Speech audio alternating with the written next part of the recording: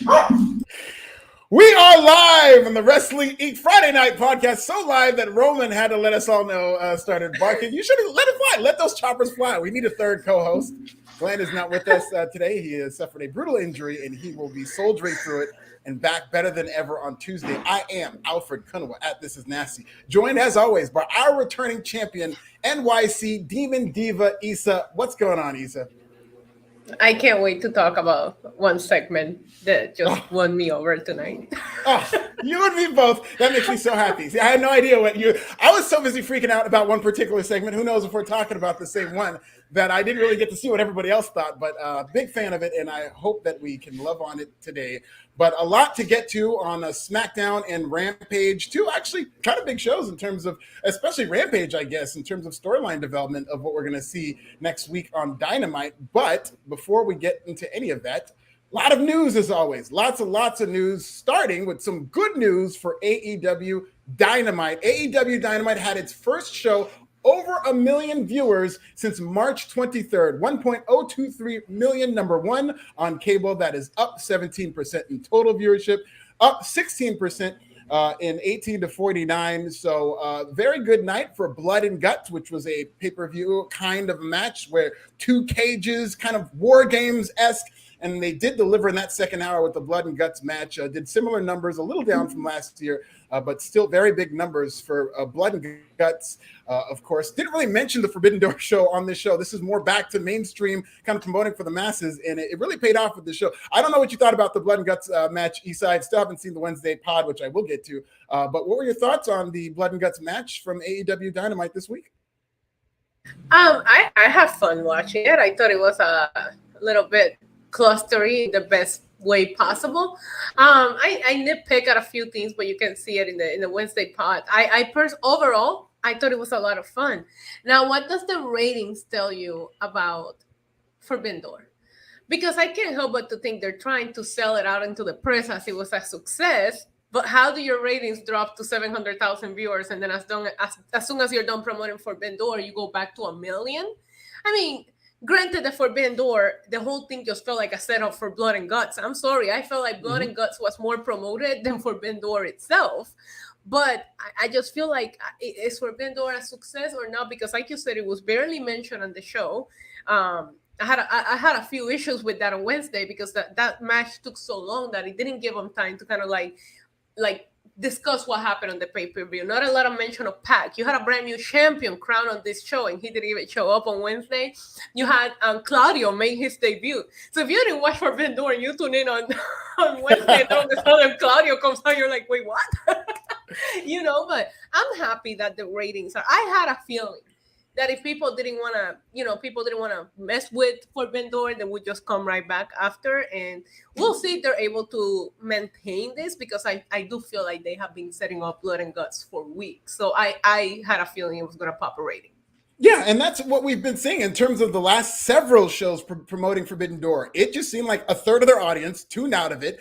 And whether you want to call it a success or not, in measuring in terms of a business success and selling tickets and making money off the small audience, I think from that standpoint, it was a success. They did $1 million gate, didn't sell out the United Center. There were 2,000 tickets still there. But from a smaller audience, they were able to do a very good gate and able to do, on the lower end, pretty much one of the lowest numbers on pay-per-view that they've done in terms of pay-per-view buys, but still from a small audience, able to make $5 million off that relatively low numbers. So very similar to NXT 1.0, where it's not necessarily a big television show, where it's a big mainstream massive show, but able to take that smaller audience who's dedicated to and purchasing, but not necessarily growing your audience. And I think we saw a telltale example this last month. We saw a lot of experiments, whether it's AEW doing 2 pay-per-views in a row, back to back, and also whether it's how their audience going to respond to a show like the Forbidden Door, which a lot of people, and this is even in the Observer, I guess, this week, was saying that a lot of people just didn't see New Japan as on the same level as AEW and decided to just kind of tune out,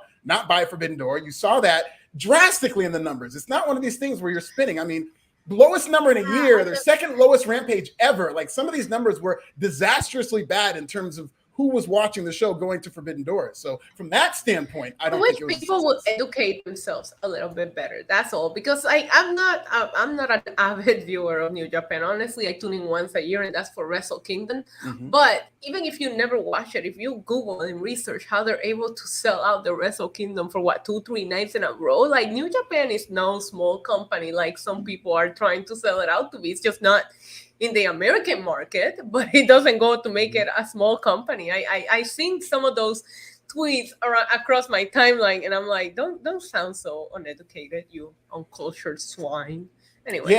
Yeah, you uncultured swine. And I love New Japan. I'm a big G1 guy. G1 season's coming up, and I'm very excited for that. But the thing is, that was also crazy about Forbidden Door, not very good international numbers. So a lot of people in Japan, internationally. That threw me off. Yeah. So it was more geared toward, in New Japan in the States, predominantly, when you go to New Japan, like to your point, it is a big deal company.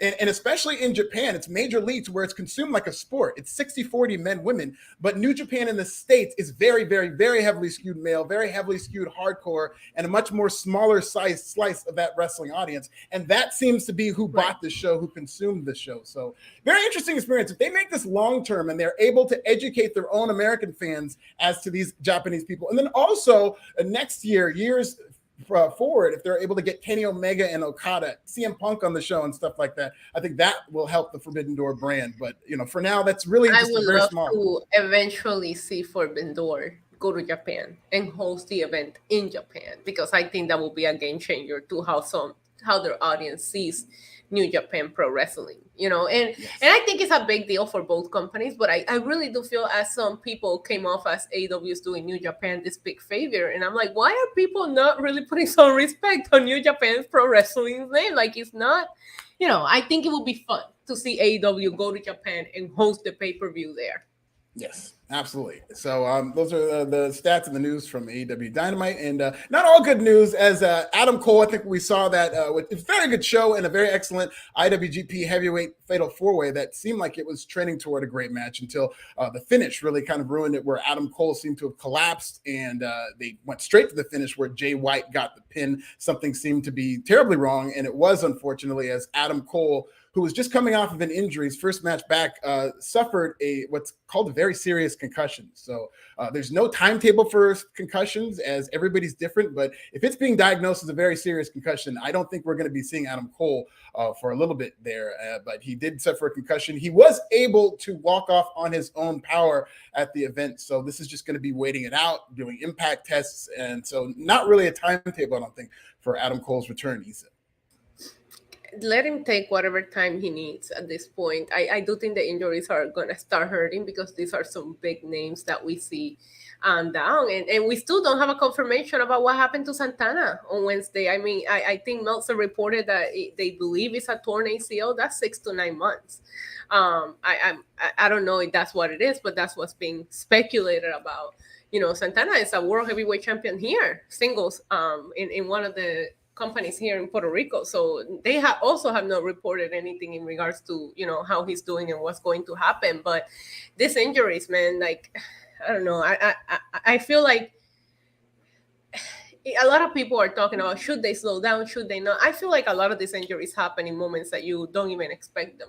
A lot of times I've seen in the wrestling ring moves that I think somebody just died. Like when we saw Madcap, was it Madcap? Do you remember that? Madcap, yes. Yeah, and he just got up and kept wrestling, and then you see a simple suplex on Big E, and he ends up breaking his neck. So it's just like, you never really know when these injuries are going to happen. But with Adam Cole, I think it was suspected that he was already working hurt. So why still go out there if you're, already working hurt? Just go take care of yourself, heal up so it doesn't get worse. Regardless, I just want Adam Cole to be okay. Concussions are scary, and they can end careers. Yeah, absolutely. Especially in pro wrestling. I mean, we've seen it with Bryan Danielson, who was thankfully able to come back and be just as good. But to the point of injuries, yes, there have been a lot of injuries, not just in AEW, but across wrestling. We're seeing them in WWE as well. I think a big reason for that, and a reason why it's impacting AEW more, is because the schedules aren't as massive. It's really, you're working once a week here and there. If that, some people are coming off the bench after months in catering and working here and there. And I think doing that to where your body doesn't isn't quarterized, where you're not doing those live events and your body's not getting used to it, not only will that make you more prone to injury, but also the fact that they're not working as much as the WWE schedule, I think, hurts. The Young Bucks have said in interviews, like, some of their toughest matches when they're hurting the most is when they have to do spot shows where they have to just come and wrestle and then leave. That could have a jarring effect on your body. So I think that's what AEW is suffering through, especially because they go so hard and they have such an insane style that is very crowd pleasing, but will always lend itself to injuries. Shout out to Cactus J28 watching us over on Twitch for the cheers. Appreciate it. Hell yeah. Hell yeah. Shout out to our fans, especially Cactus. I really love that we developed such a fan base in terms of the Wrestling Inc. family. Always love interacting with you. And then before we move on, of course, for those of you wondering, Booker T did weigh in on Adam Cole's injury. Of course, he caught flack as part of a fake controversy last week. And Booker T said, when that happened, that's wrestling right there. I don't want people to think it's anything other than that, wrestling. Shout out to Booker T and Quote, who weighed in on the Adam Cole controversy. And shout out to Adam Cole, one of the all-time good guys in wrestling. He may or may not have called me on my birthday, so shout out to Adam Cole. Everybody says he's a nice guy, and I always believe that. And I hope he recovers soon. He's one of their top stars.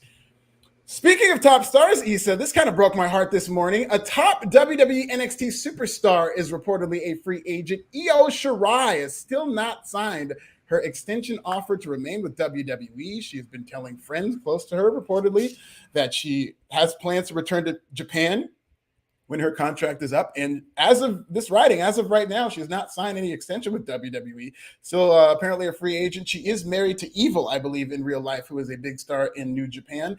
And she reportedly wants to go back when her contract is up at some time to spend more time with her family. What are your thoughts of Io Shirai possibly being out in NXT?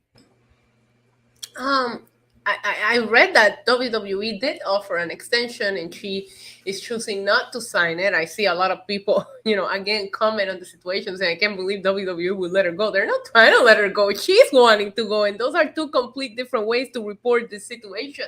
So she chooses to go.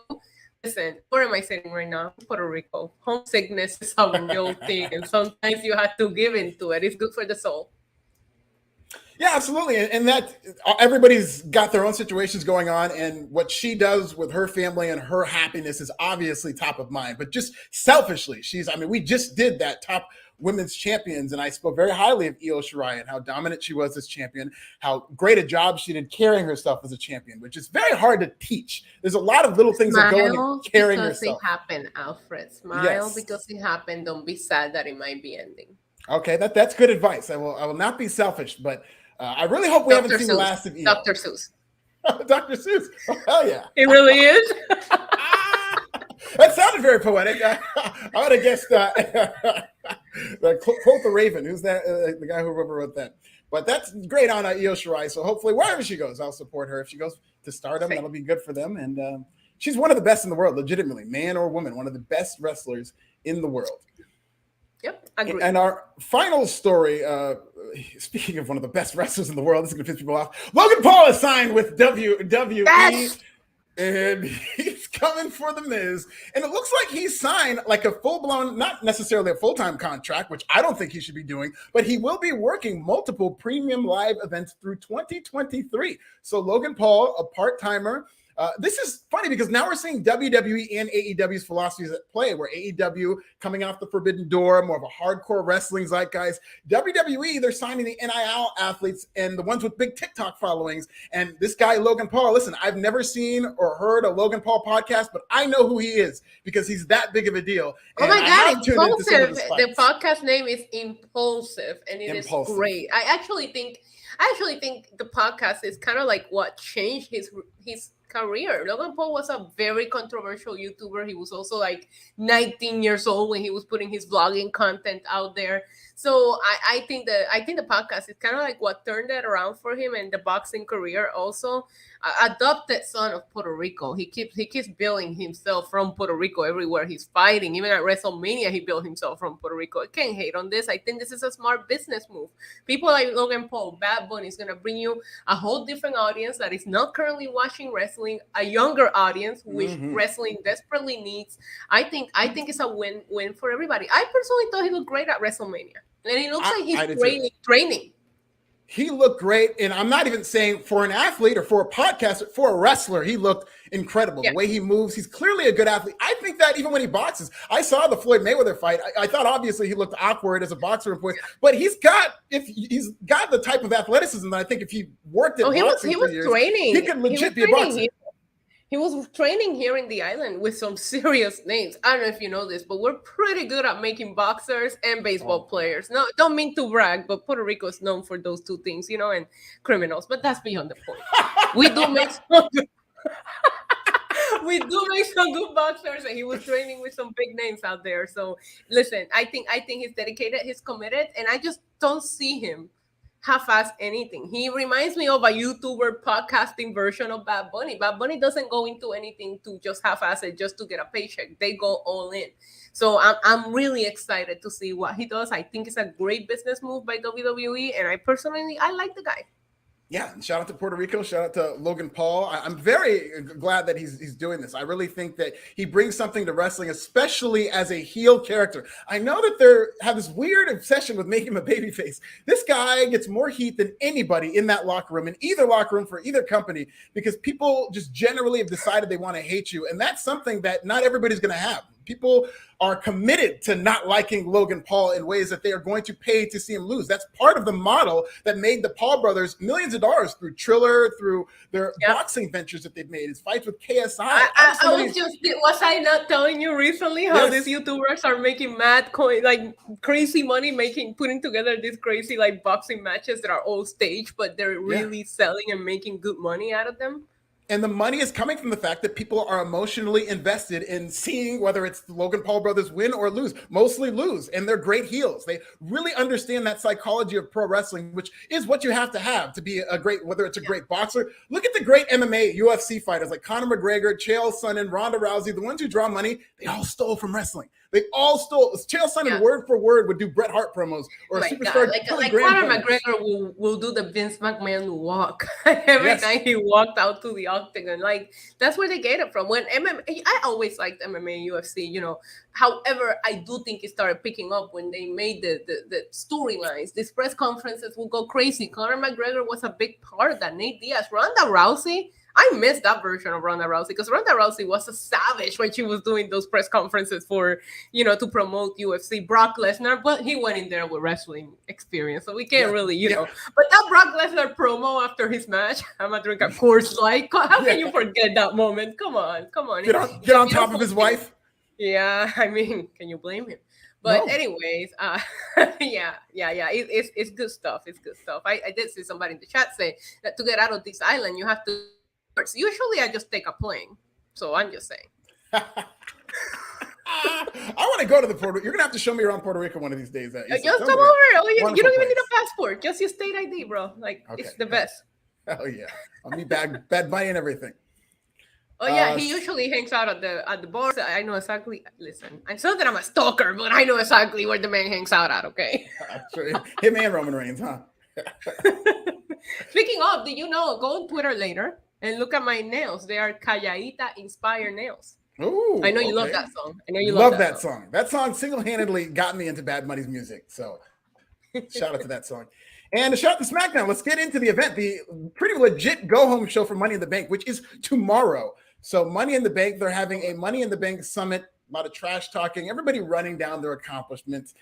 Nothing too newsworthy. The thing that stood out to me was that Riddle and Seth Rollins seemed like the two guys in this match based on how they were positioned to talk and crowd reaction, really. I think crowd was really into Riddle, especially in what they called the good old-fashioned battle royal for supremacy between the Money in the Bank participants, of course. In addition to the field, Omos, it was Riddick Moss, Ezekiel, Corbin, and The Miz want that final spot to be in the Money in the Bank. So they participated in a battle royal. Some of the subplots here, Omos dominated the battle royal to the point where Rollins eliminated himself because he didn't want the smoke of Omos.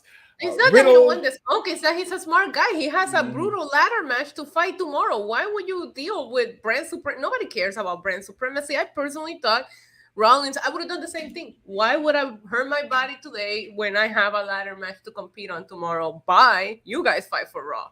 You don't even know what brand he's on. Anyways. Rollins didn't want that smoke with Omos. He had a chance to go one-on-one, and that's what he decided. Please, I will fight Omos. I will fight Omos. God, oh my God, don't say that too loud. I don't want him coming over here. I don't want that Nigerian giant coming over here. Riddle, of course, he gave a RKO to Seth Rollins, and then Corbin won after hiding under the ring and then returning to eliminate. See, if you don't want to compete, you don't want to waste your energy, Issa, but you still want to win, that's how you do it. You hide under the ring, and then you come out, and then at the end, you eliminate Drew McIntyre and Sheamus. So Corbin wins this Battle Royal. What did you think? I personally, first of all, I popped when the show opened with the shot of them on the ladders because it brought me back to the other time they didn't remember with Jericho and like everybody. I just love that, and I needed to see it again. I hope they do it for every Money in the Bank build up. I really enjoyed when some of them were like, praising, like talking about their experiences, because like Seth talks about the great discussion on Brock and Roman Reigns. You had Sheamus talking about like, I successfully cashed in on Roman. You had Drew McIntyre out there like, I beat Brock Lesnar in 5 minutes. Mm-hmm. And then you have Riddle and Omos and freaking Sami Zayn like, yeah, we're in the match. Sami Zayn is an honorary Uso, which I think is a bigger accomplishment than any. Yeah, but still, it was so funny because some of these guys are legit, like had legit bragging rights here, and then these other three were like, "All right." The match itself was fun. I will never get tired of seeing the end of days. It's one of my favorite finishers, possibly of all times. I still wish that Drew would have not kicked out of it at WrestleMania because that feud didn't feel worth enough of kicking out of a move that's never been kicked out of. But it was at WrestleMania, so I'm gonna give it a pass just because of that. But I got very confused by the booking of this because maybe I got lost in so much going on that I didn't understand if that was another last chance, and then why were the guys that were in the match? You just cleared up a whole thing to me, which made me like the match a little bit more because I thought they were competing for the last spot, and I was like, why are the guys that are in the match also in this battle royal? Like, I was very confused. Very confusing. And part of the thread for that opening segment was these four guys saying, I need to be in Money in the Bank. So they get to compete in this match with Money in the Bank combatants. Corbin wins. You would assume that means he's in Money in the Bank. But then after that, there was a backstage segment between Corbin, Miz, Ezekiel, and Madcap. And kind of similar to what you were talking about, Issa, where they're saying their accomplishment. And Madcap's like, well, I'm just happy to be here. So, yeah. He literally said that. I know. As a babyface. And so they're talking, they're arguing. And apparently, Corbin winning this Battle Royal doesn't mean anything. He has to compete in the Fatal 4-Way despite winning for supremacy. What kind of supremacy are we talking about? This had to have been black supremacy. This is the first match for black supremacy. Adam Pearce needs to be fired. Like, he sucks at his job. What was the point of that match? Like, I was doing a watch along in my channel, and I'm like, I don't understand what they're fighting for. It's for the last spot. Why are the competitors in the match? Like, part of the battle royal. It was very confusing. I wish they would have done a better job at explaining it. Maybe they should have gone into the promo of them and the ladders and then kind of like take a little bit of a break before we went into the battle royal just to give more time to explain it. But yeah, once they went backstage, I was like, so we're gonna have a last chance match. Like, I don't even know how many chances they're gonna get. Yeah, this is that's wild. A toxic relationship right there. You just keep giving them chances. Yeah, doing well. I mean, he won that Battle Royal. I don't know why they had it, but they opened the show with it, and Corbin still has to work twice as hard to go half as far. So shout out to him winning. He's one of my favorite wrestlers now because he apparently won black supremacy, and I'm all for that. So keep fighting the good fight, Baron Corbin, and we'll see how he does later on in the night.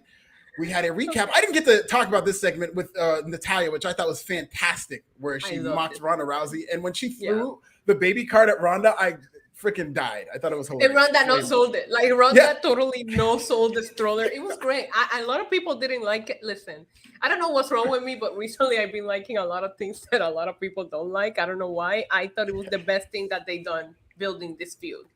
Because you're an original, Issa. You think for yourself. That's why. You're a real one. I liked it too. It was great. It was great.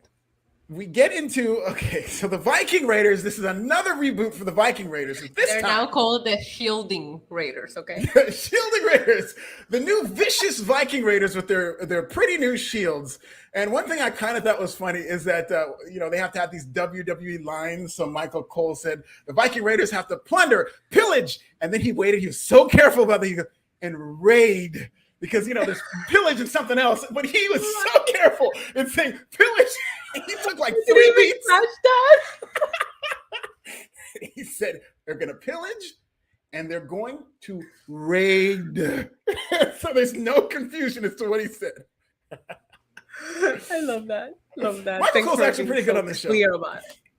Yes. I don't have a problem with Michael Cole. I know there's a lot of Michael Cole hate. I think I personally have been enjoying him more with the play with Pat Mc. I think Pat brings out the best in Michael Cole. Yes, 100%. He's added a new lease of life. So this was supposed to be a match between the New Day and the Viking Raiders. The New Day had a promo segment. So I want you to complete the sentence. It's the end of June, Issa.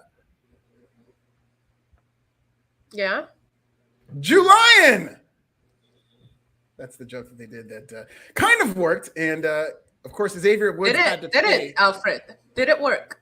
In the building, it was a very tepid response, but enough to where Xavier Woods had to pay Kofi Kingston $5 for the fact that joke worked. It worked enough. You lying? See, that's how you use that joke. Nicely done, Issa. Thank you. You're a comedian, so I'll take it. Oh, no, you're great.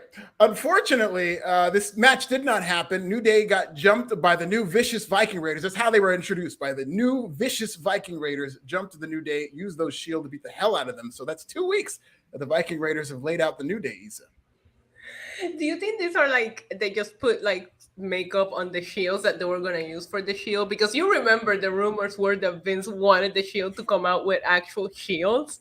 I feel like somebody was, maybe they were in the warehouse cleaning out because, they're building new offices.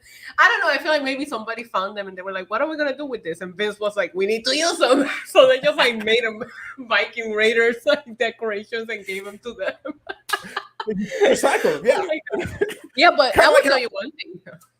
They murdered the New Day with this freaking shield. Yes, they were stiff with those shields. You could hear them, and really putting them over. So yeah, I think it was very quick. Yeah, they didn't have a match at all. And I will say this: the New Day had been feuding with Butch and the Bleeding Brutes, and the Brawling Brutes, and it's just been gone on and on and on. So I'm glad that they're now feuding with somebody different, and I'm glad that it seems like the Viking Raiders, who I am a big fan of, are getting a push. Yeah, but I feel bad for the New Day. I feel like not only the injury to Big E, but I personally think that while the Usos are the unified, undisputed, whatever they are, tag team champions, the New Day are just floating around because you cannot do the New Day and the Usos again. So to the Usos release the tag team championships, the New Days just feel so mid right now, and it just feels unfair for them because you can't run that again. You already did it too many times, so now they're just gonna get on random feuds and wrestle people 100 times until they're able to be in the tag team title picture again. Yeah, and that's unfortunate. And there are things that they can do. It doesn't always have to be this tag team. The New Day have all established themselves as viable singles threats. Xavier Woods with King of the Ring, Kofi Kingston and Big E with former WWE Championship runs. So it's something that you could always switch it up and have one guy maybe chase a major world title or even a secondary title and have the other guy hyping him up. Or there's different things they can do with the New Day, and they have the entertainment value to where they can pull off anything you put them in. Yeah, there was a period of time that I really thought Xavier Woods was coming for Reigns. Like they were going to have a real feud, and they ended up keeping it on SmackDown. I mean, that moment Roman putting the crown on was beautiful. I thought that was sacrilegious, but there's... I will say one thing, though. Xavier Woods is about to crown a brand new up, down champion, and I'm so invested on this. Are they doing a good job building that up? Yeah, I think, I don't know if you have time, go on Twitter. Like Seth Rollins was cutting a promo how he wants to be a 2-time up, down champion, and then Becky Lynch came out of nowhere and she's entering the tournament too. So we're gonna have Becky versus Seth. I'm ready for it. I love that. I could see Seth Rollins and Kofi Kingston playing Madden all day. They are two of the most entertaining trash talkers when it comes to Styles, because AJ Styles gets angry. I love seeing AJ Styles on up, down. Like, he's very famous for breaking his controllers. Yes, he takes his gaming very seriously. I hope he goes back to Twitch. I used to love watching his Twitch streams, and then they took that away. But now there's a rumor that they're allowed to do it again. So I would love to see him go back to Twitch because he's quite entertaining to watch gaming. That's awesome. Yeah. So we get to the battle of the brands. A lot of branding on these segments. Battle of the brands. I was thinking we were building to Survivor Series tonight. Yeah. Yeah, a lot of gang warfare because they had the Raw versus SmackDown. The only time of the year you see them go head to head. Boy, is that not going to be true this year. Not that it's true any year, but especially this year because you had Team Raw versus Team SmackDown. Team Raw, Liv Morgan, Alexa Bliss, and Asuka ended up winning. There was a scary spot with Liv Morgan going to the outside with a suicide dive. My goodness, almost landed right on her face. But Becky Lynch was on commentary. Not very kind of rough. She was so great. You thought she was great? I didn't think she was all that good. Like her and Michael Cole were kind of going back and forth, and it kind of. I think Becky Lynch's phenomenal promo, and I have seen her do very well on commentary before. But I just felt like she was kind of getting flustered here, and Michael Cole was ribbing her about it, and it kind of seemed a little off her game tonight on commentary to me. Yeah, but there was I don't know what the exact words were, but I don't know if she said they want Becky Lynch to come back, like they want a Twitter edit button, and I was like, yo, come on, that's a goat line right there. Yeah, big brainy bets also she got over. Which the problem with Becky is like because she was flustered, she was talking so much, and there was so much back and forth. You have to pay very close attention because she'll drop some golden lines like that, but you have to be paying attention. The match itself was good. I love seeing Asuka shine, but I kept an eye on the after the match attack because Becky only attacked Asuka, and it made me feel like, what does she feel Asuka is the only competitor that she needs to worry about tomorrow? And putting Becky on commentary, maybe because it's 7 women, you could have done like an elimination match. I don't know. It just make it feel a little obvious that she's the one walking away with the briefcase tomorrow. Like she's a bigger star than everybody else. I don't know. Yeah, and they are telling kind of a subplot with Becky Lynch in terms of her mental problems is that maybe this is getting into her head. And I think she specifically attacked Asuka's because it seems like Asuka has her number and she's not able to specifically beat Asuka. So she ran out and attacked Asuka out of the match. Michael Cole kept making a big deal of the fact that, Becky, you haven't really been winning as much lately.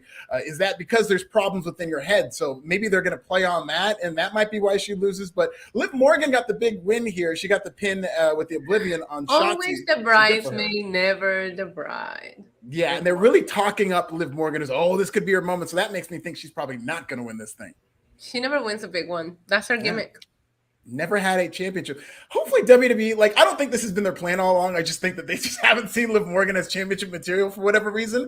But I hope whenever she does win it, they do make a big deal about the fact that she's never won that title. Because you can create a big moment with her finally winning that title that people could really be invested in. Yeah, and then they'll turn it into a joke. Think about it. Last year for Money in the Bank, we were hyping up Nikki ASH. She won the briefcase. She wins the title, and look at where she's at now, not even a year later. Yeah, especially in that superhero outfit. But, keep plugging along. I like the black superhero outfit. It's better than the blue one, personally. The blue one, the black one is better, but the superhero gimmick for Nikki ASH is just nothing. It's a death gimmick. It's done. Yeah. If they were invested in it, it could work. It could get over like the Hurricane. And I do think Nikki ASH, the person behind this, is charismatic enough and good enough. She's incredible. Nikki ASH is great. And talking to her, I got to interview her, and she has so much charisma. But they don't get behind it. And honestly, still to this day, I think one of my favorite Royal Rumble moments was when she attacked Molly Holly because she can only be one superhero here. That moment stood out for me. It was great. That's good. I interviewed Nikki ASH during SummerSlam weekend, so that makes us interview Eskimo brother and sister. How do you feel about that? I love it. That's great. I love it. Interviews. You can be an honorary Puerto Rican for the night now. Okay. I love it. Honorary Puerto Rican. I'll get Rosetta Stone so I can learn the language. We have backstage, we go with Sonya Deville slaps the absolute shit out of Adam Pearce, who deserved it. He's been terrible at his job, and that's the storyline. We're going to have a review. So this might be, Issa, another reason to get Vince McMahon on television to review Adam Pearce. What do we think? Or announce the review, because that's all he's been doing. It's just announcing things. I think it will be long-term booking if Sonya Deville, who lost her position of power, is the one that gets Adam Pearce out of his position of power. I have never seen Adam Pearce as a position of power. I know he's been doing this for quite a while now, but he's the least believable authority figure in WWE. Like, he talks and I'm like, yeah, okay, let's move on. Like, I never see when he comes out, I'm not like, oh my God, I don't care. Yeah, this is what they kind of do with their authority figures who aren't McMahons, is they're in over their heads and they can't manage all these talents. And it's particularly egregious with Adam Pearce, I think, in his logic from week to week. And it's not him. We can't get mad at Adam Pearce. It's WWE's booking that they don't care about anything that happens. I'm mad at Adam Pearce, Alfred. Come on. Yeah, it's all his fault, but he's not good at his job. That character is terrible at his job. Michael Luciano with the theory based on the recent injuries that we've been having. Maybe athletes are doing too much weight training. I don't know, but most of these injuries are tears or pulls. Athletes in all sports are more hurt than ever. So yes, they're high injury. First of all, missed opportunity because I was a Canadian $5 in today's Canada Day, and you forgot to wish this man happy Canada Day, and he's giving us his hard-earned Canadian money. But I agree with him. It could be part of their training, but you also have athletes that I know, are crazy, are doing some crazy workouts that are healthy and barely ever get hurt. Like look at a Becky Lynch, like Seth Rollins. You see their CrossFit videos and they're going crazy every day and they're still there. So I don't know. I feel like these injuries, some of them are just freak accidents. Even this Santana, he just came in and it looked like his knee buckled. Like right when he came into the match, he didn't even take any like crazy bumps or anything. And we cannot forget about one of the greatest workout warriors, Jameis Winston, who constantly posts his wild and inventive workouts on Twitter. Jameis Winston has all kinds of crazy workouts, and he got hurt last year. So it doesn't seem like you can avoid any of these injuries. But check out Look, I started going to the gym again, and my shoulder's been hurting. So I think the injury bug even got me. It's getting everybody. I'm going to stay away from the gym because even though I'm trying to get that beach body, I'm going to stay away from the gym this summer because I don't want to get hurt. Shout out to Jameis Winston, who's a New Orleans Saint. You better get to the gym if you want to be in MMM. Oh yeah, we'll talk about that. It might be worth it.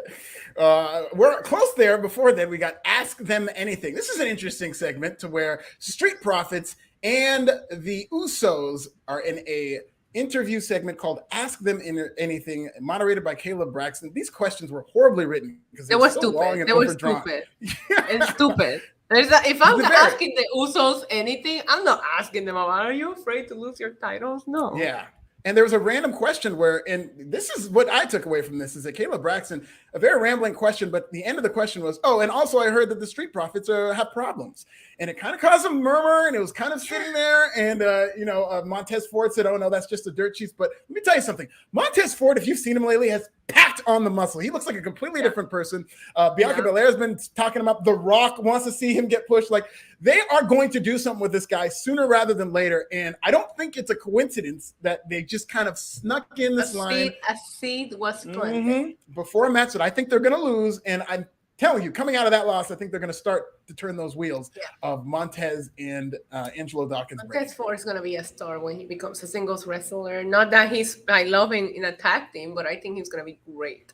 And I do think the added on muscle has really enhanced him. I noticed it a lot tonight. I was like, oh my God, when did this happen? There's been this picture floating around of a guy flexing, like just yoked with the cowboy hat. I didn't know I was just like, why does everybody keep, that's Montez Ford. I had no idea until like 2 days ago that was Montez Ford. This man, he looks ready to carry that strap. Roman Reigns should be very nervous. Excuse me. But the segment ended with the Usos saying that you walk like us, you talk like us, you move like us, you groove like us, you're not us. And then they went and stole and hijacked the Street Profits catchphrase. The Usos are up and we want the smoke. Yeah, and the Street Profits, we the ones, they stole each other's catchphrases. Oh, yeah. I thought the Ask Anything, it was a stupid segment. When they were face-to-face cutting promos with each other is when I really started to enjoy this segment.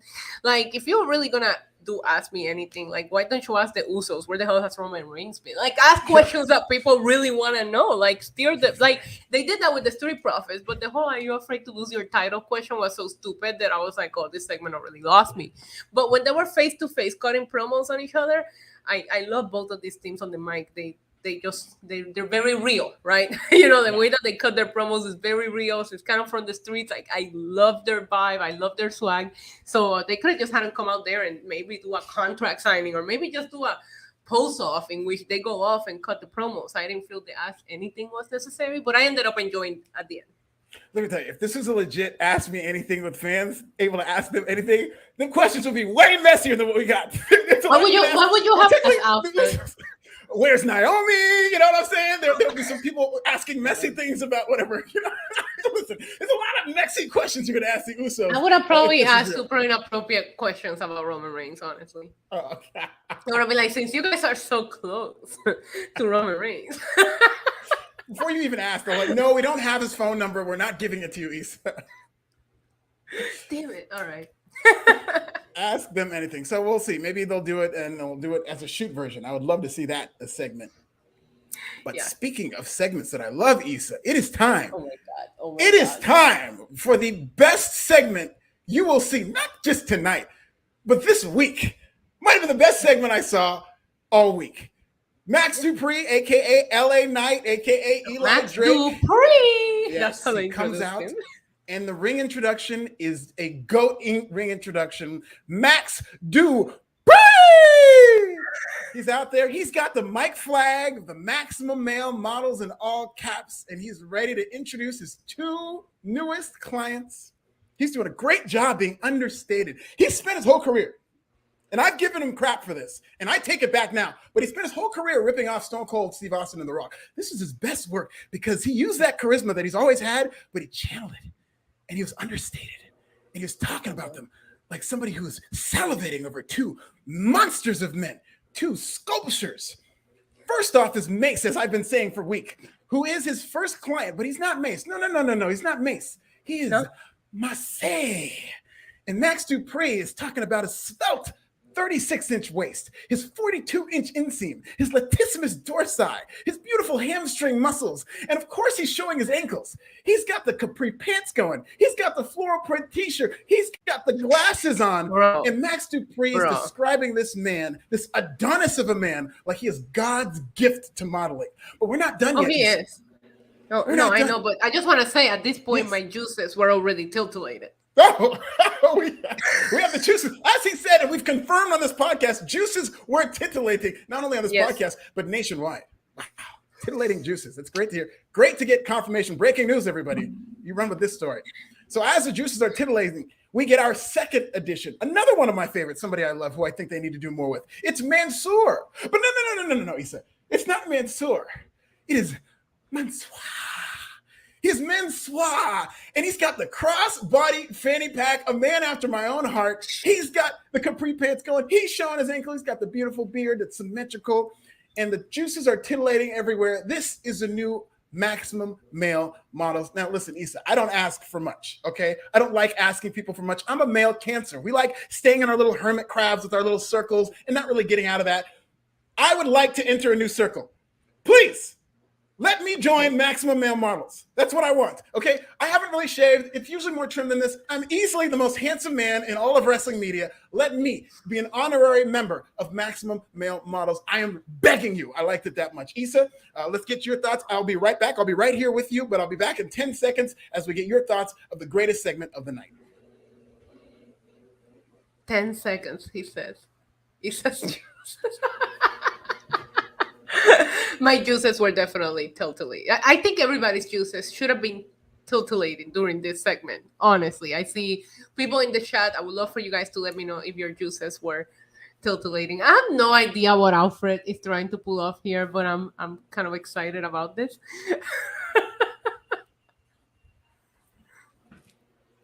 Oh, Thomas, that's not fun. That's not a fun question to ask the Usos during the Ask Me Anything. I want an Ask Me Anything segment with Maximum Male Models, honestly. I do too. Maximum Male Models. Just a quick outfit change. Has nothing to do with anything. But of course, this is a floral printed shirt and a crossbody. Let me see the crossbody. Oh my God, Alfred. Brought to you by Champion. Of course, I got this whole outfit at the Amazon Fashion House on Amazon.com. You belong. Let me tell you something in case you didn't know. Maximum Male Models is a real website. You definitely need to get on that website and put your application. I checked it during my stream. It really is a website.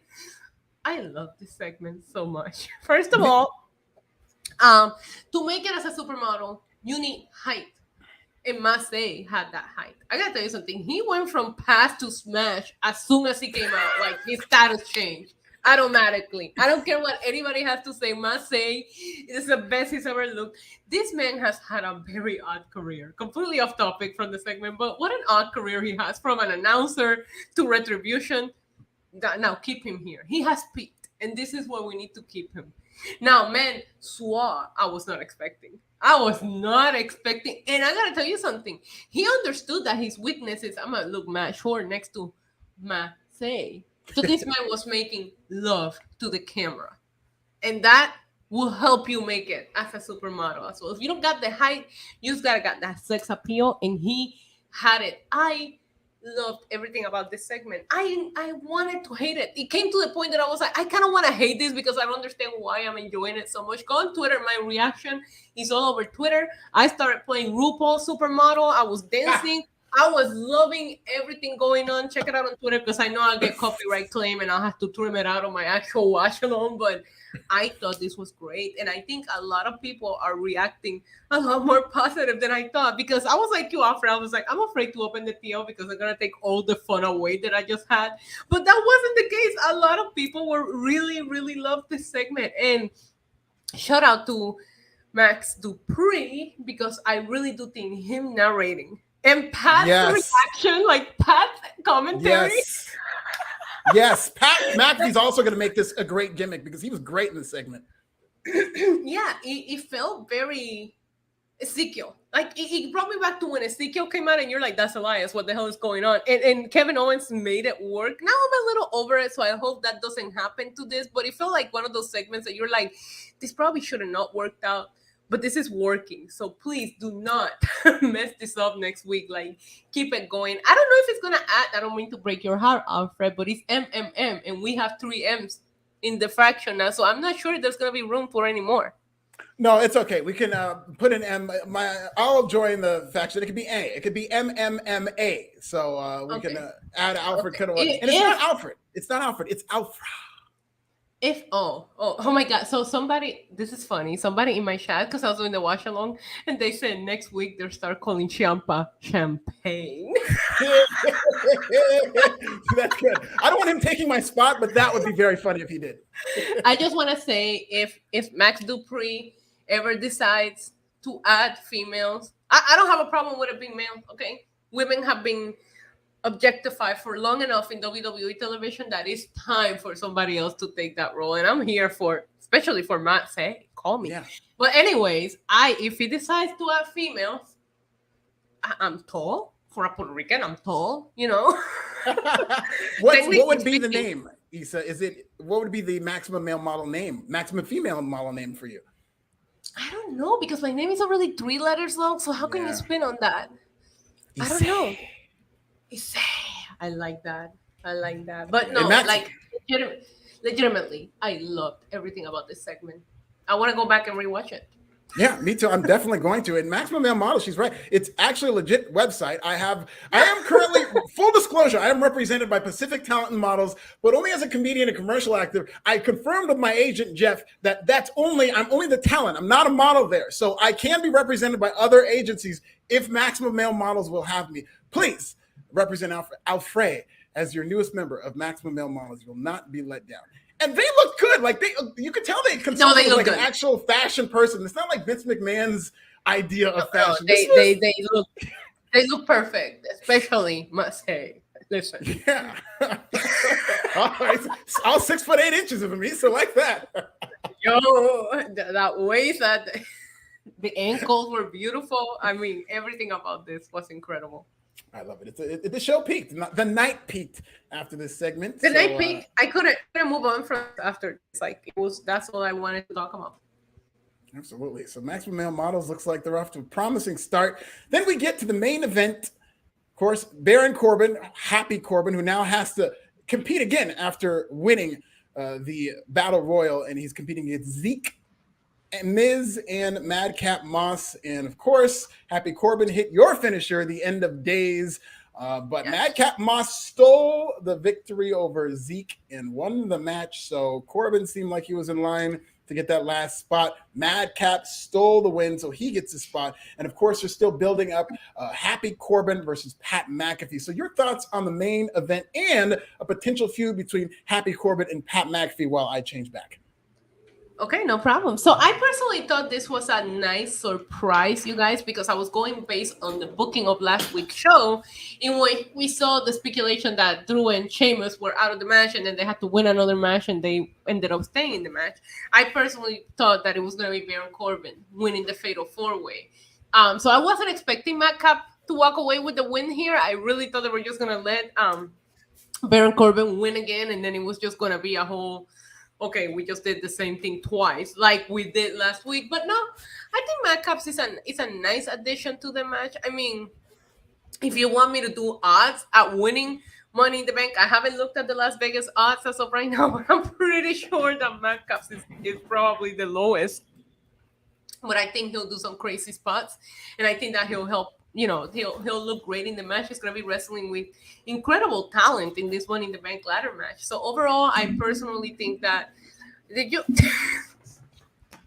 I agree. A lot of talent in that Money in the Bank. Just a simple outfit change. Nothing, just out of nowhere. I just felt like... Yeah, I'm going to tweet Max Dupree and let him know that you guys need to have a conversation.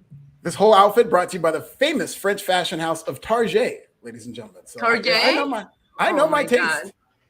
Did you know that MMM is debuting their tennis collection next week? Really? Is that a real thing? So for real. They're debuting a tennis collection next week. So just keep an eye on that, and I expect a tennis outfit next Friday, Alfred. Listen, I don't know if this is known about me. I grew up playing, I was a prodigy as a child playing tennis. So I have some tennis clothes that I still have laying around that would fit me. So I'm definitely going to be dressing the occasion. This gimmick is a gift that keeps on giving. Perfect. But I'm assuming that you're... I'm going to dress for the occasion too, but only for my OnlyFans. So. Oh, there you go. That's a great plug there. Hey, they can have a partnership. Listen, you can make them a lot of money if you guys work together. Awesome. So yeah, Pat McAfee, I think is going to be a lot of fun in terms of... I always like when he gets to wrestle. I put him in the same category as like a Logan Paul. I talk to people about wrestling, and a lot of people who are casuals who say that they kind of started getting back to, a lot of them tell me it's because of Pat McAfee, because he has a big sports audience and he talks about wrestling all the time on his show. I'm a big fan of his show as well. And he's really one of those people who can move the needle for casual fans, I think. I do not have an issue with Pat wrestling, especially at big events. I don't want to see him at every pay-per-view, but WrestleMania, SummerSlam, the pay-per-views that need to feel special. We have an injury bug. Maybe that you have something big planned for Cody Rhodes. That's not going to happen right now. A lot of people are complaining about this Brock Lesnar panic button, but it's like, who else were you going to use? Granted, that is their fault, but they haven't built anybody else. That's the only button to push at this point was Brock Lesnar, unless you could have... No, they did Cena last year at SummerSlam. I don't want to see Roman and Cena 2 SummerSlams in a row. It's the same thing as calling Brock Lesnar. So I think having Pat added to the SummerSlam card is going to help him sell these tickets. This is a whole stadium that we're trying to sell here. So I do not have a problem with Pat wrestling. And I think Corbin is so underrated. I know that a lot of people hate because of the characters that are like the character, but as a wrestler in the ring, I think Corbin is very good, and I'm looking forward to seeing them kind of wrestle each other, because I feel like, if I'm not mistaken, we've seen Pat with smaller guys. Theory, yeah, he's jacked, but he's a smaller guy. Adam Cole, because Pat, dude, and Corbin is going to be bigger. We're going to see a whole different side of Pat wrestling that we have not seen yet. So I'm looking forward to them building their feud, moving forward towards SummerSlam. There was 2 super chats while you were being a supermodel. Just to remind you. Unbelievable. See, we're already making money as supermodels with these super chats. We're going to go and get those super chats, I promise. And I agree that Corbin is underrated fiercely, so much so that I think he's a perfect opponent for somebody like Pat McAfee, who does train and actually is a pretty good wrestler, but somebody who obviously isn't in there every single night, and who I think can get a very good match out of Pat McAfee in terms of being Pat has a wrestling ring in his studio where he films the show. Like, it's insane how committed he is to this. And he trains with Rip Rogers, who is no slouch when it comes to one of the GOAT trainers in terms of getting people to wrestle. And Steve Marcachuli for $199, friend of the show, says, think Riddle and Lacey win tomorrow. That's interesting. So now we're at the end of this SmackDown pod for the Go Home show. Iso, who are your predictions for the men's and women's Money in the Bank? Becky and Seth. Ooh, they are on the poster. Be a nice husband or wife. And it'd be a nice reprieve for Seth Rollins, who's done a phenomenal job putting over Cody Rhodes, who unfortunately is out now, but lost 3 big matches, which you almost never see in WWE. Seems to need something more. I think they should run with Riddle. I think this Riddle guy. Riddle is my second choice. Riddle is my second choice. Seth is like, if we're gonna talk my favorites in WWE right now, he's on my top 3. Brock, Roman, and Seth. Those are always my go-to guys since I started, since I got back into wrestling. So I'm always gonna be rooting for him. And that cashing was just so beautiful that I just want to see it done again. And you have Roman versus Brock at SummerSlam. Come on. And this is a different version because it's a last man standing match. What if he intersects himself into a last man standing match? How is it going to work? Like, I'm very curious. I want to see it. I want to see it over. But Riddle will be my second choice. And for the women is Asuka. Oh, I like that. And I haven't even thought about that potential in terms of you are pretty much setting up the same scenario of Seth Rollins completing the heist of the century, which, now that I think about it, might end up where Seth Rollins tries a heist of the century and gets Superman punch and Roman Reigns gets his revenge. I could see that happening, but that would be a really cool callback. That's Heist of the Century Part 2. That'd be really cool. Yeah, you have to remember this tribal chief has really fixed a lot of his wrongs, right? Like, granted that he did beat Cena in the first match that they had, but remember their promo battles where everybody thought that Cena just crapped all over him, and then now when Cena came back, he kind of held his own against John Cena. So I feel like Roman has also done a really good job at righting his wrongs from his original the big dog run. And I think one big wrong was losing the very first main event of WrestleMania. So I think that Roman will be ready for Seth to pull something like that. But Seth has Roman's number. Roman has not beaten Seth. Remember, at the Royal Rumble, Seth won by DQ. And just the mental games that Seth was able to get into Roman's head during that feud towards the Royal Rumble. So I can also see him stumbling here, not understanding what to do. I think it's a very curious situation. What happens? You don't want to beat Brock again. I feel like you're in a weird situation because Roman beating Brock again. Brock kind of losing all over again. Does Brock wins and then loses to Seth? This could go so many different directions that I like the idea of that scenario. But there's also an untold story with Matt Riddle in that match and him and Roman taking out Randy that I can see Riddle being the next person. And last but not least, it could be anyone, because if they're invested into Roman, this could go on to be a failed cash-in and they're just give it to someone just to give it to someone, which I hope that's not the case. Yeah, me too. I'm not a big fan of failed cash-ins. They have protected the briefcase in the grand scheme of thing where 85% of people have won, so that's good. I just think with Riddle, they did that giant number for SmackDown 2 weeks ago, and a lot of people thought it was just the Vince McMahon scandal. Vince McMahon was on for the first 5 seconds of that show. And then the second hour is what did the number. And that was that match between Roman Reigns and Riddle, which Roman is obviously a star. But a lot of times with these Roman Reigns title matches, they do good numbers, but everybody knows Roman Reigns is going to retain. Should have been a Money in the Bank. That match should have been. Yeah. It should have. It did almost 3 million. This is unheard of. It did almost 3 million viewers in that second hour, and that's not all Roman. Roman is a big star, obviously. Oh, it's all Riddle Roman. Too. It's all Roman. You can think that, and Riddle. It was. Roman was a big part of it, but that opened a lot of people's eyes, I think, to the fact that Riddle is starting because they're investing in him. People are invested in him. You saw it tonight. He was the most over guy in the match, and they eliminated him early, which I didn't think was a good idea. But I think they need to really kind of start pulling the trigger on Riddle to be in this main event scene and see what he does as champion. I agree. And then Liv Morgan, actually, I'm crazy enough to nominate Liv Morgan. I think she's going to win the women's Money in the Bank, but we'll see about that. Okay, Alfred. You just got fired from MMM. Oh, no, don't say that. That breaks my heart.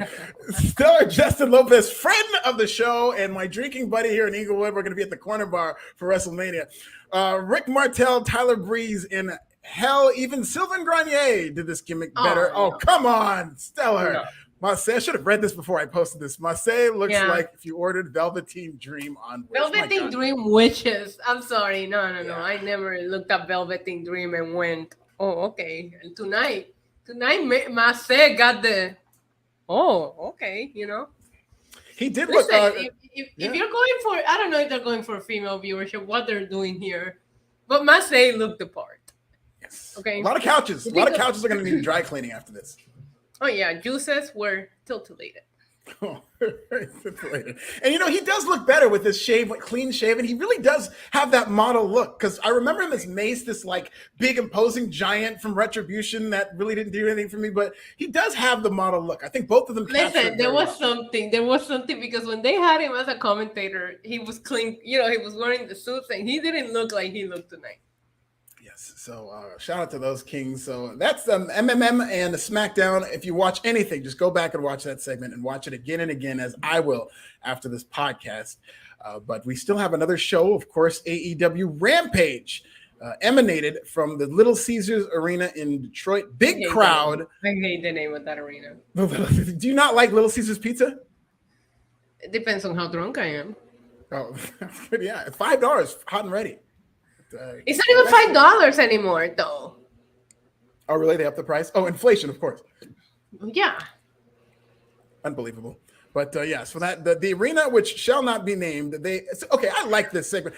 Issa, I grew up with WCW. Used to have this pay-per-view called World War III. I'm sure you're familiar, and it's similar to how they did it, where there's 3 different rings, and they would kind of do the split screen. It was like one of my favorite pay-per-views. I know a lot of people, it doesn't really age well, and people don't like it, but I loved World War III, and this reminded me of World War III, where there's 2 different rings. There's a blue ring and there's a red ring. You got to fill up both, and each guy has to win their ring in order to then compete. I love that format. So very much like the Royal Rumble. So a lot of pretty heavy hitters. You had Hangman Adam Page was there. Darby Allin was there throughout. You had John Silver. Roosh, who's one of my favorites in the world, but this crowd didn't seem to be familiar with him. And then, of course, Max Caster really started things off early in this Battle Royal, where he says he's going to beat these bitches down like you Rudy Giuliani. And then he said, now none of you will bump me, and I'm going to win this title. Then Tony Khan will hug me. And he said something about being the new manager at the Palace, which is a good Detroit, I love that callback. As a sports geek, I was like, yo, let's go. I love Max Caster should come out of every show and just rap. Even if you don't have him in a match, just have a Max Caster segment every episode, please. Or during the picture-in-picture, you can come out and spit some bars, and you can just tune in on the Fight app to watch that. But yes, Malice in the Palace, there's a documentary about that. That's very good. Did you watch that, Malice? I was just going to ask you. That documentary on Netflix, it hit. It was I've good. seen it multiple times. It's very excellent. Me too. And how that was all broken down. I remember watching that, thinking that, why are they covering it like that? I remember being very uncomfortable with how they covered this, and then being all a bunch of thugs who are spoiled. It was. I love hearing their perspective. And I love hearing what really went down because I remember watching it like you. I was younger as a fan. It was like, I was messed up what went on there. But you don't really know the story. So consuming it now, I've recommended it to so many people too. I was like, you gotta watch. You remember when this happened? Yes, go watch this documentary. Because everybody remembers that it was such a moment that even if you didn't watch basketball, everybody knew what went down there that night. Yeah. Jermaine O'Neal punching that fat fan in the face and falling down was just... that'll live on the internet forever. But, it was the best thing ever. A very wild moment. The fact that security had gone, those fans were not even supposed to be sitting at those seats. It was crazy, the real story. Yes. Very wild. Check that documentary out. So yeah, Max Caster with some fire bars. And then, I thought this was a good match. I wish I would not have read the spoilers because I was very surprised to hear that Brody King was the winner of this. And had I watched this, I would have just assumed that Darby Allin, so they're giving it to Darby. And the way he eliminated Darby Allin was one of the most badass eliminations. It was like super villain movie shit. One of the best eliminations I've seen ever. I was like, he just killed Darby and I liked it. I was like, that looks so badass. It was, OP. It was so good. Sleeper. The match, a little clustery. I liked it. Like you said, the 2 rings. I love how they took advantage. We're still in the arena. We just did blood and guts. We have these 2 rings. Let's go all in. A couple of spots felt wasted, but I appreciated the fact that there were heavy hitters because remember when they did the number 1 contender a couple of weeks ago, like the person that was going to go on to fight Moxley at the end of the episode. Yes. And we all complained that it was a bunch of nobodies that didn't really should have been on that match. When they open with Hangman coming out, and I'm like, okay, they're not messing around here. We have some actual real names. And I don't think that the person that's going for Moxley's first feud is going to win. So I like the choice of Brody King. I like the way they made him look tonight in this. What is it called? Rampage Royal? I don't know what they called it. Rampage Rumble. Yeah, Rampage Rumble. So I like the way that he looked at elimination. Like even if he loses to Moxley, you're gonna be talking about the elimination for a long time to come. So overall, I'm happy with it. That's exactly what you needed for a guy like Brody King, because nobody's going to buy him beating Moxley. Even now, like everybody's going to expect Moxley to win. So if you're going to give a guy like Brody King, who's been in this triad, who hasn't been like a singles competitor, if you're going to give him a push to go to a world championship in a couple of days, you have to make him look strong. And to eliminate Darby Allin as dominantly as he did, He killed him. is good, because he's a top guy in Darby Allin, and he just put him in the sleeper hold, and just Darby goes limp, and he just drops Darby. And he had another great spot where he threw Darby from one ring to the other, and he went through the rope. So this guy looked like an absolute killer. And, you know, listen, I know he's not going to win, but I'm into it. I like what they did with him. A couple of other side subplots that we saw here. Of course, Penta versus Rush and versus Andrade looks like it's going to be something. Matt Hardy returned for the first time since the whole Jeff Hardy drama. And then they really showcased somebody who's becoming one of my favorites, Takeshita, who goes in there and just does this double suplex and just goes wild. The crowd really goes crazy. So they clearly got plans for him, and I think they should. This guy's incredible. And I just thought this was a good opener to Rampage. One of the better openers to a Rampage I've ever seen. It was a great opener. I'm glad I avoided the spoilers because of such a speculation. I really felt the need to search who won it, just wanting to know who was going to go on to face Mox. But I managed to stay away from it. I have to mute a lot of words on my timeline to avoid a lot of spoilers. But overall, I like the way that they did it. I'm happy for Brody King. He had a moment, and that's the whole thing. You have to have moments that people are going to talk about, and he looked great. Absolutely. So Brody King, we're getting him against John Moxley on AEW Dynamite for the interim title. And whoa, Peter Bahi, friend of the show, says Pro Wrestling Bits better than AEW Rampage. He's absolutely correct. YouTube Pro Wrestling Bits. My latest bit is about Tony Khan's hugs and the controversy that surrounded that. So YouTube that and then try to give Tony Khan a hug, because he's a huggable man. He said, would you hug Tony Khan? No, I would not. Oh, of course, all the love for the #1 wrestling channel in all the land. Of course, I'm number 2. But what's better than Pro Wrestling Bits and Rampage is at NYC Demon Diva. Follow her at NYC Demon Diva with the one on Twitter. And then, of course, the NYC Demon Diva page on YouTube. Best reactions in the game.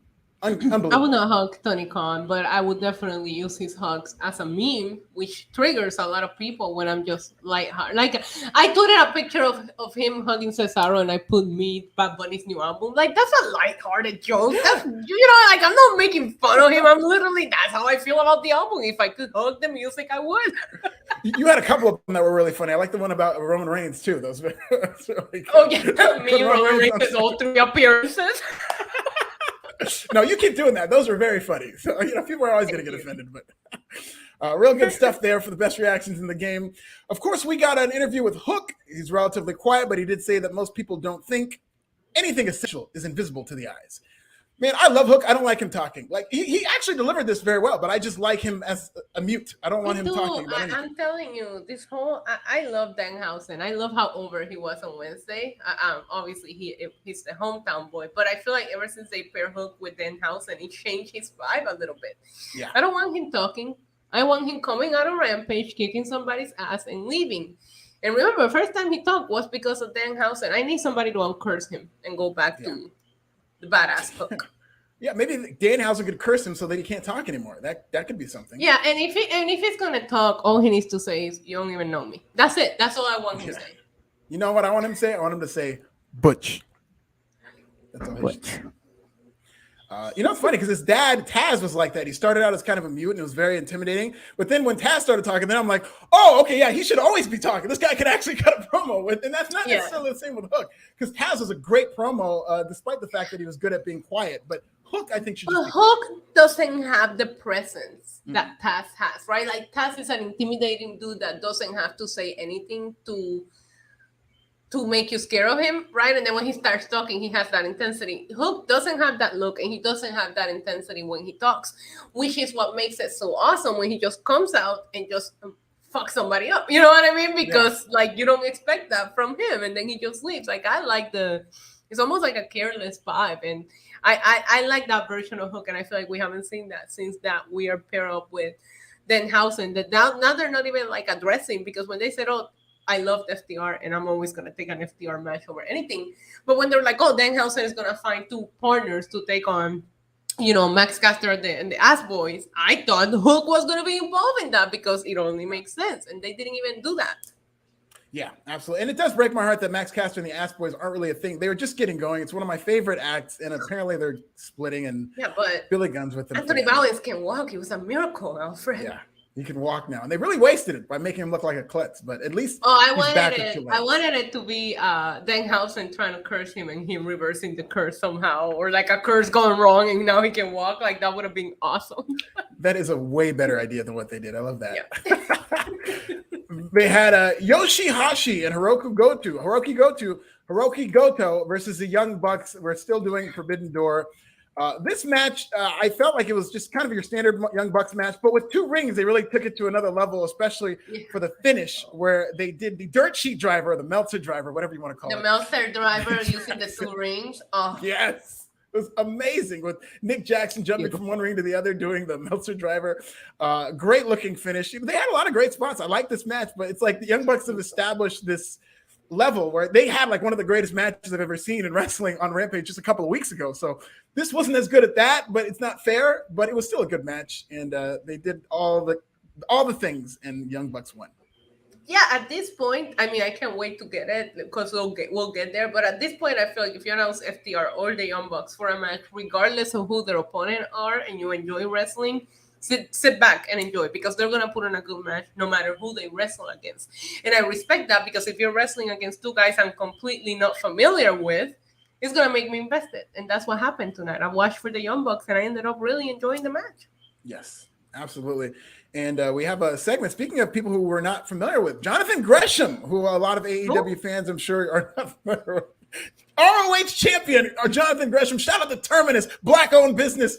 Jonathan Gresham will be on Rampage next week. Now, they were very confusing in this segment because they said that they want Jonathan Gresham and Lee Moriarty want Tully Blanchard's 2 biggest clients. They did not say the name of these individuals. And Jonathan Gresham did say he will be on Rampage, but did not specify if that's going to be a tag team match between these 2 individuals or a singles match. Yeah. But they're finally getting around to Jonathan Gresham, who was featured on Battle of the Belts, to having a match next week. And I think people who don't know him are in for a treat. He is one of the best technical wrestlers in the world. He did question why he's not on that list of Bryan Danielson and Zack Sabre Jr., and I'm glad he's going to get to show us stuff next week.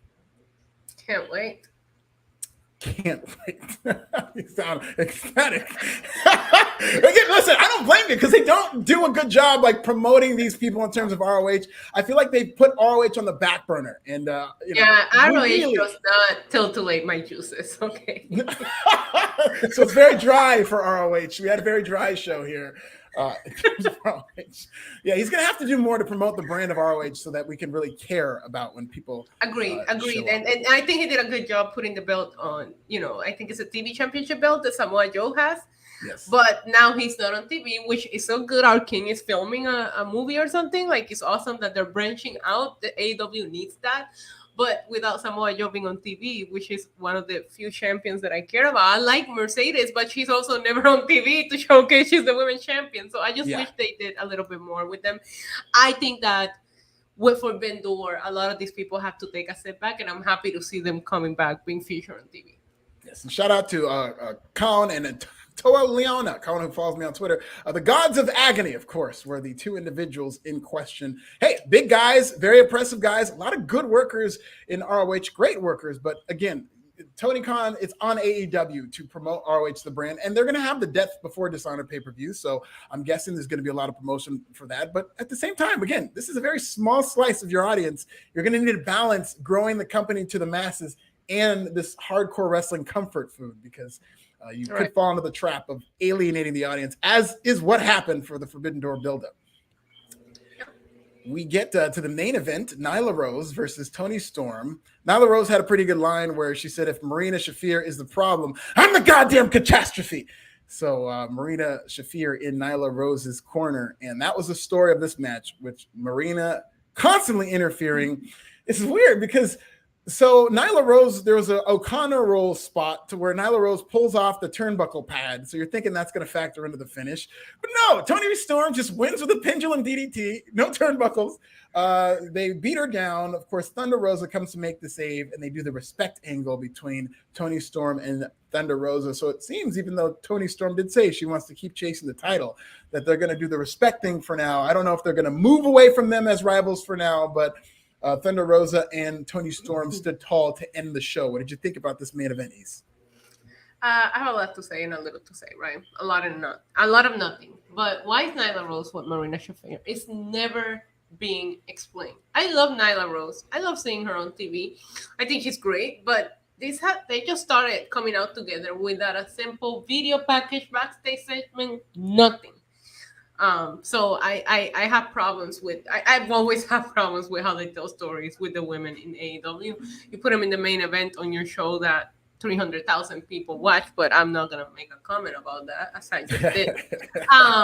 The match was all right. I think Nyla can work with anyone. I love seeing Toni Storm being featured.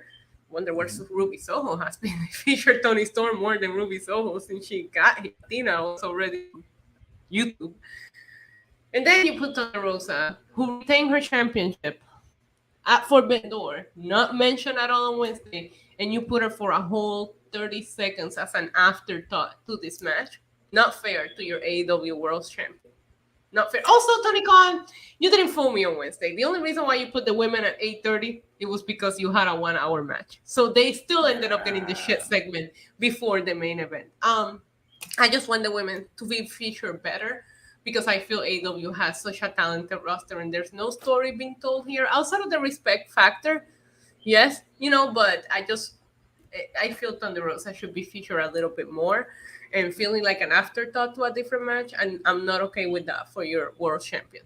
I agree. I think Thunder Rosa should be featured a lot more, and I feel like what they've done with, I think Britt Baker and Jade Cargill are two of their biggest TV stars, regardless of gender, and that kind of fell into their lap to where they did cultivate it and did a good job in running with it. So they are clearly capable of creating these women stars. It's just I don't think they're committed to it, and they've got a division with so much talent. Whether it's Ruby Soho, who you just mentioned, Toni Storm, even Nyla Rose, I think does a great job as a monster heel. They've got a lot of talent in that women's division.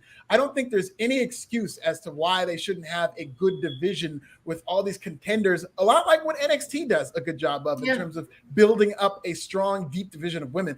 AEW is far away from that, despite having the pieces. So that's why it stands out so much. Your biggest names in your men's division are coming down. Wouldn't this be the perfect opportunity to start doing more with your women's division to kind of like fulfill a little bit of the holes and the plots that you're having on your stories? I'm just saying, I just want more. I see so many people on my own channel, I have discussions like talking about like, well, if they really such as she should go to AEW. And I'm like, no, what are they going to do with her over there? Yeah.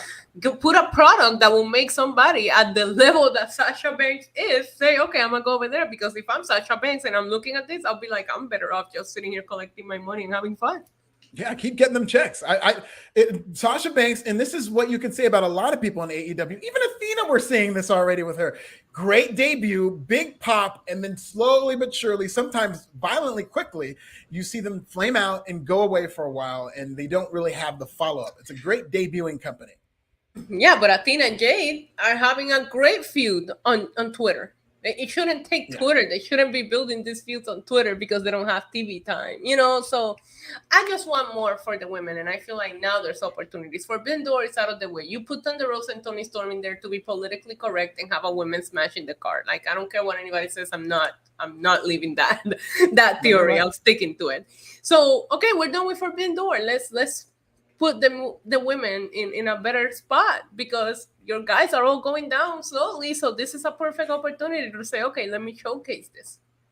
100%. And maybe they might need to do a tournament, because I find that they do the best job in putting women on TV and having them wrestle and having to come up with stories when they're doing these tournaments. I think that was very intriguing between Chris Statlander and Ruby Soho, where they had a chance to really make Chris Statlander the star, because people were starting to get upset that the former WWE person's coming in. And that's something that you could really build on within the women's division. Statlander with Athena. And that's going to completely outshine what you're doing with Athena, because everybody's behind Chris Statlander now. So you should have never pair them up. Like, you should have never paired them up.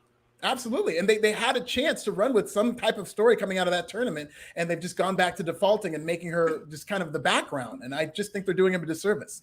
So yeah, and I also think that you could book better things as far as promo. Like, I don't know how the creative is working for the women. I know Big Swole said there isn't really a lot of creative help for the women, but I personally hated the promo that Athena cut about how sexy Jay dresses and this and that. It's like, no, this is 2022. Women can dress however they want, and nobody's gonna judge them for that.